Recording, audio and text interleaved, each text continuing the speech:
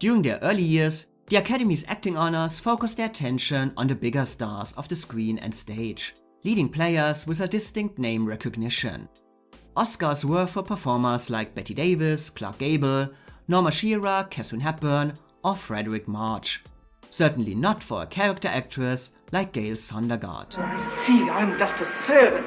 But all of this changed at the ceremony in 1937, when the Academy introduced the categories of Best Supporting Actor and Best Supporting Actress of the Year. However, these awards were not created due to the goodness of the Academy's heart or its sudden love for character actors. Instead, it was part of a desperate strategy to stay relevant, to keep the Academy Awards and even the Academy itself alive. While the Academy of Motion Picture Arts and Sciences is mostly known for their annual award ceremony today, this was not its original purpose. Founded by 36 important figures within the movie industry, among them the likes of Mary Pickford, Douglas Fairbanks, Cecil B. DeMille, Louis B. Mayer and Irving Thalberg, the organization was supposed to mediate labor disputes between the studios and their employees.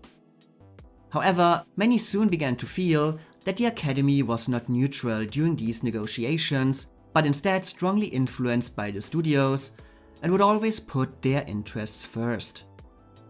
Consequently, many studio employees decided to take action. In 1933, after the Academy tried to negotiate a deal that would allow studios to cut the salaries of their staff in half for a couple of months, screenwriters in Hollywood founded the Screenwriters Guild as their representative body, and the same year many actors, concerned over the demanded working hours by the studios, founded the Screen Actors Guild. And in January 1936, the directors followed with the Screen Directors Guild. Many members of these new guilds would consequently leave the Academy, which saw its own membership plummeting drastically during these years.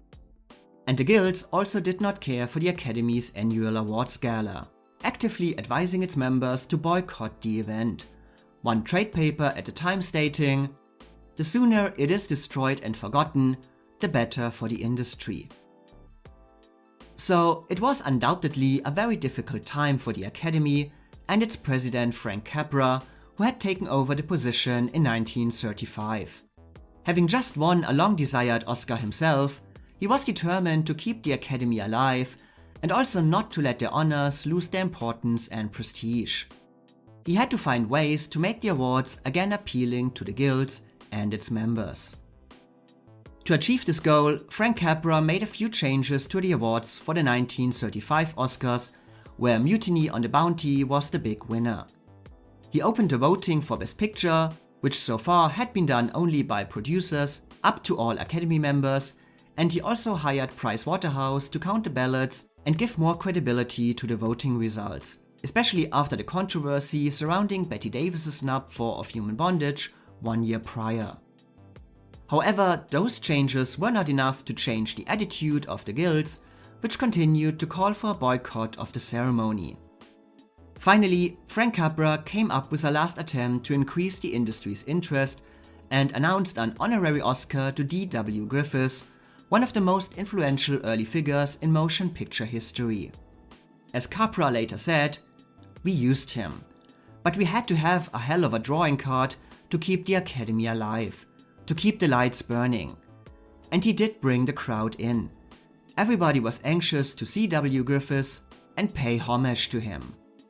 But even if some big names, like the year's acting winners Victor McLaglen and Bette Davis, or Irving Thalberg and Norma Shearer, attended the ceremony, the boycott by the guilds was still largely a success, as Capra had to invite many personal friends to the event, while the studios sent secretaries to fill the empty seats.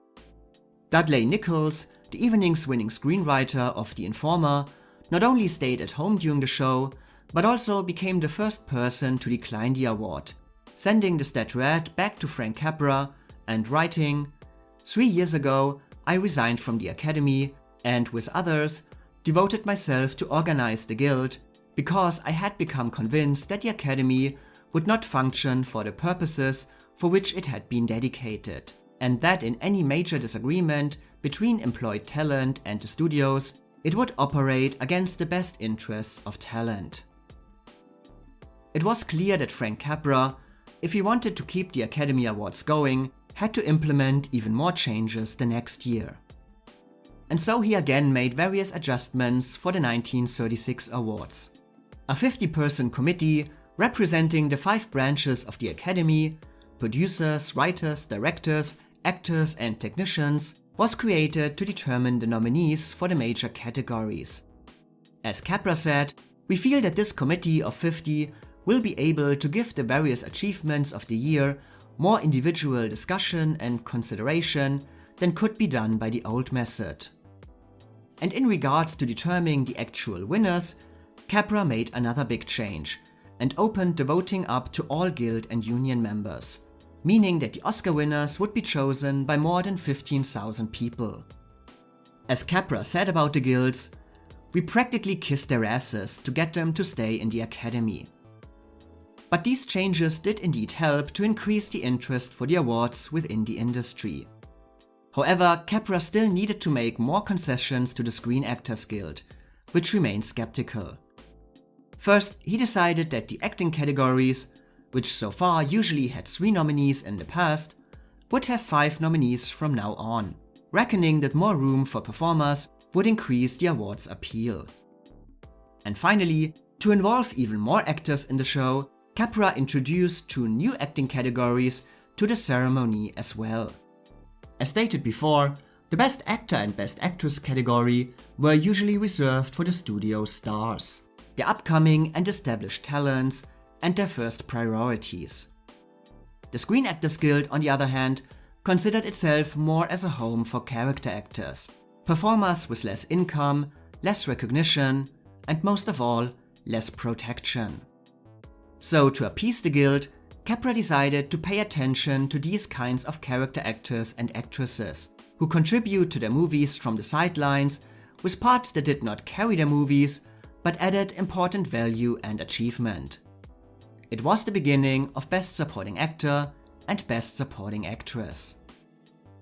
And with this decision, performers who would never even have come close to an Oscar during their careers suddenly had a chance to share the spotlight and get the much-deserved recognition for their invaluable work.